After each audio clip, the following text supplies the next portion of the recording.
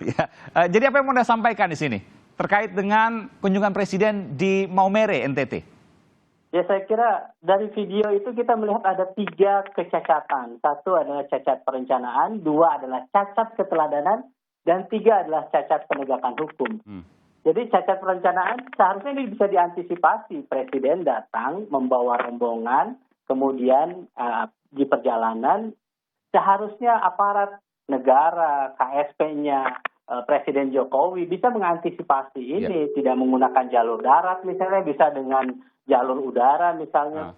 Dan yang kedua, mempersiapkan sembako souvenir untuk dibagikan. Ini akan mengundang kerumunan.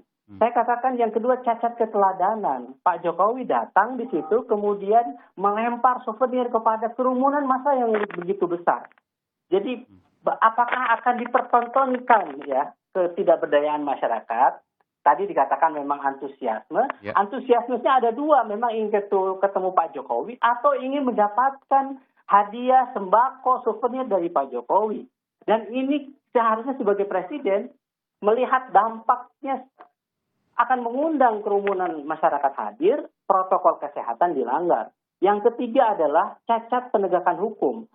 Jadi pasca kejadian ini tidak ada yang diproses secara hukum, maka kita patut mempertanyakan. Karena kejadian kerumunan ini ketika era Pak Habib Rizik misalnya yang melakukan itu, kemudian orang berbicara tentang bagaimana penegakan hukum yang terjadi. Kehadiran saat ini Pak Jokowi perlu ditanyakan. Saya melihat ada potensi pelanggaran yang dilakukan. Baik misalnya pelanggaran terhadap telegram Polri terkait dengan protokol kesehatan, maupun undang-undang KUHP yang melarang orang hadir di situ ketika ada kerumunan, kemudian tidak langsung pergi. Sayangnya memang kita tidak mendengar apakah ada aparat yang meminta segera Pak Jokowi pergi di situ. Kalau misalnya itu terjadi, maka yang terjadi adalah Pak Jokowi melanggar KUHP itu, termasuk juga melanggar undang-undang kekarantinaan.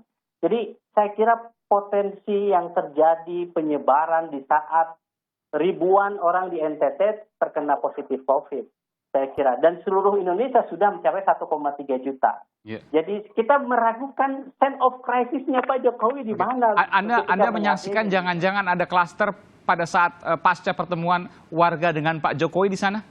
Betul, dan ini harus di-tracking. Jadi kalau misalnya ini tidak di-tracing dengan baik, maka potensi penyebaran akan luar biasa. Dan saya kira, lagi-lagi saya kira Pak Jokowi memang punya buzzer ya, yang selalu misalnya apapun tindakan yang dilakukan oleh Presiden Jokowi selalu Nanti kita bicara soal itu. Tapi saya ingin